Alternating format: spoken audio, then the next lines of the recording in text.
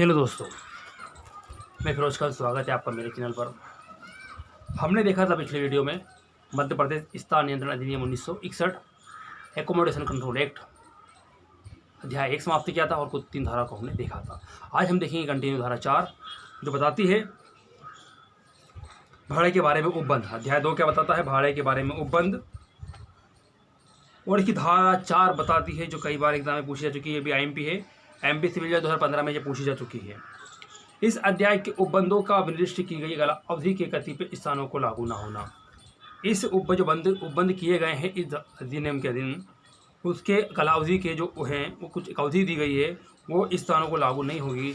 आइए जानते हैं डायरेक्ट की भाषा में इस अध्याय में की गई कोई भी बात ऐसे स्थान या उसके भाग को जिसका निर्माण इस अधिनियम के प्रारंभ होने के पूर्व, इस अधिनियम के प्रारंभ का हुआ ये 1961 में प्रारंभ हुआ, इससे पूर्व या पश्चात पूरा हुआ हो, उस तारीख से जिसके ऐसे निर्माण पूरा हो जाने की बात और ये निर्माण पूरा हो जाने की सूचना मिल जाने की दे दी गई हो, तो 5 वर्ष की कालावधि तक लागू नहीं होगी।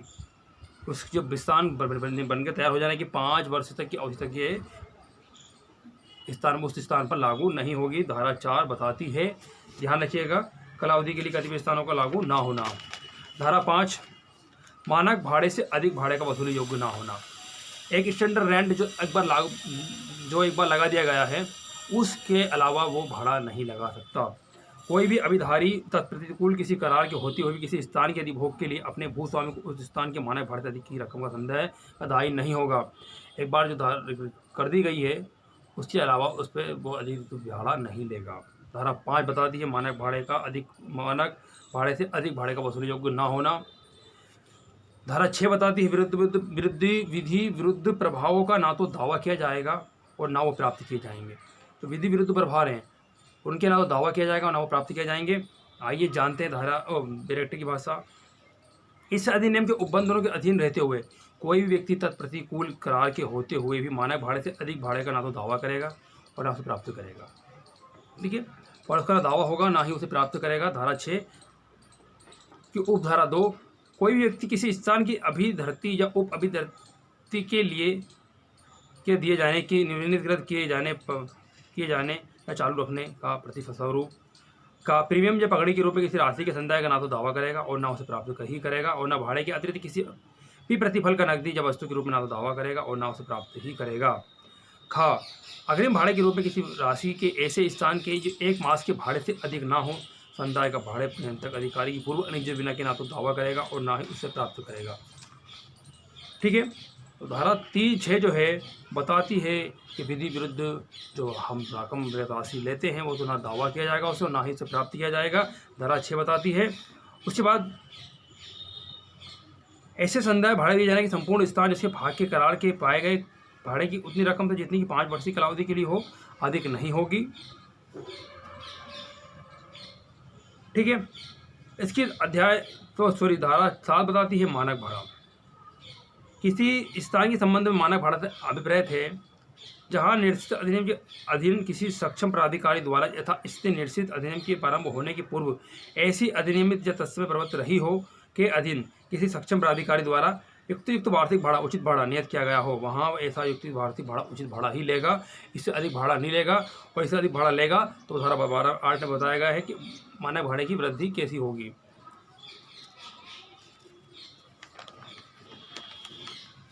विषय बताता है धारा 8 मानक भाड़े के कतिपय दशाओं में विधिपूर्ण वृद्धि अन्य प्रभारों की वसूली।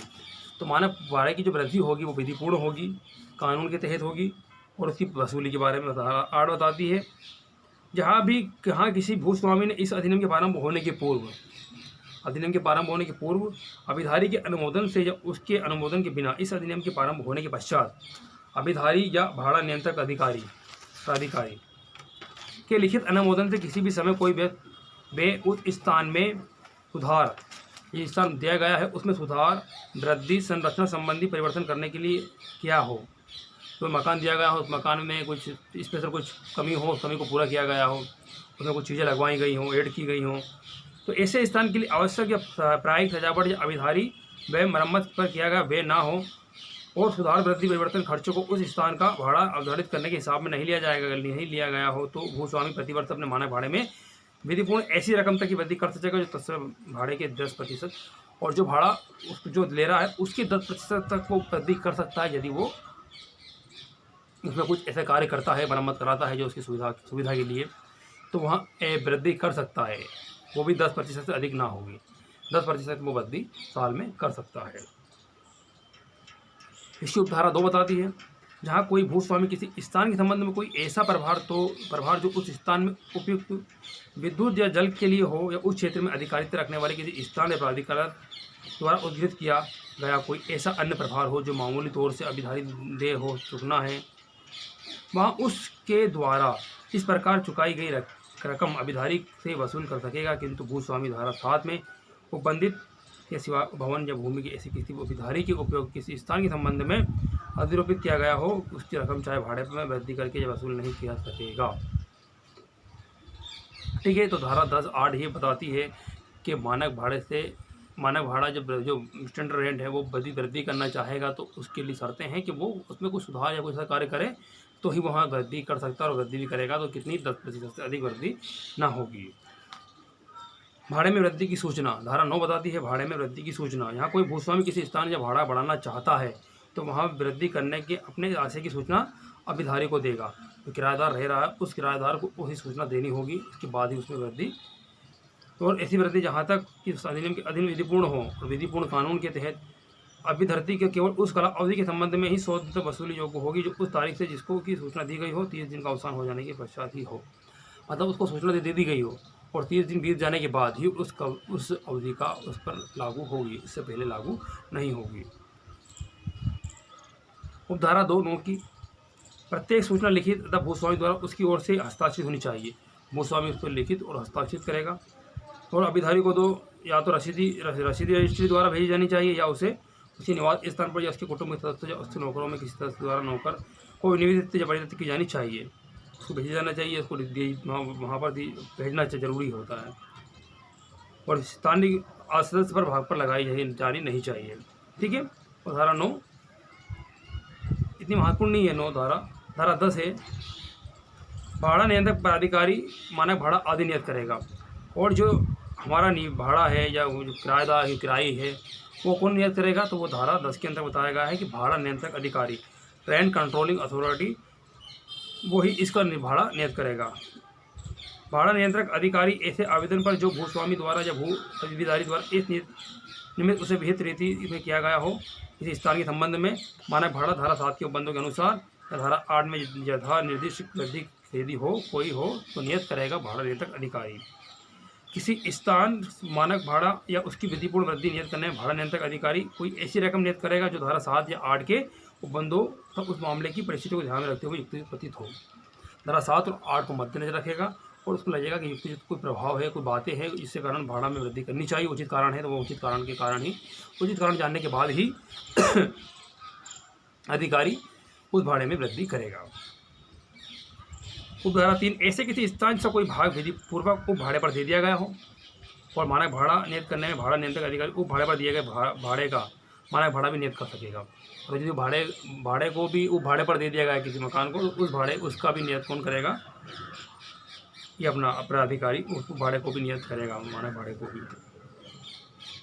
4 जहाँ किसी कारण से किसी स्थान का मानक भाड़ा उन सिद्धांतों पर जो धारा 7 के अधीन उपवर्णित है आधारित करना संभव ना हो तो भाड़ा नियंत्रक अधिकारी ऐसा नियत करेगा जो उस स्थान की स्थिति, स्थानिकता, लोकेलिटी, उसकी एरिया की जो है अवस्था, उसमें दी गई सुख सुविधाओं को ध्यान में रखते हुए उस स्थानिकता में वैसे ही लगभग वैसे ही स्थान हो, वैसे ही स्थान के संबंध में दे हो, मानक भाड़े को ध्यान में रखते हुए युक्त हो, वो हो उसको उस मानक भाड़े को उचित रूप से निर्धारित करेगा।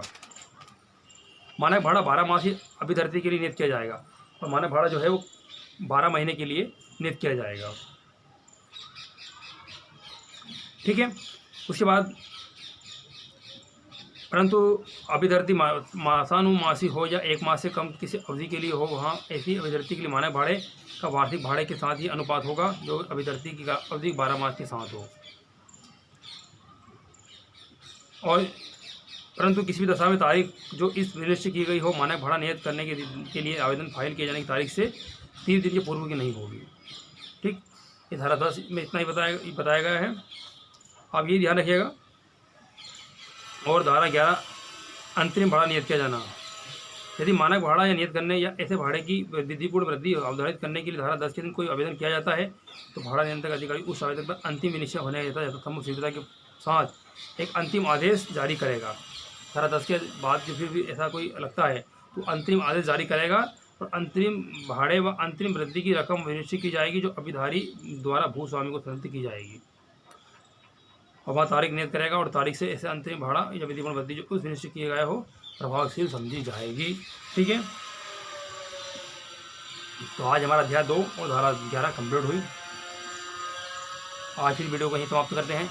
अगले वीडियो में अगली धाराएं और अगले अध्याय को देखेंगे।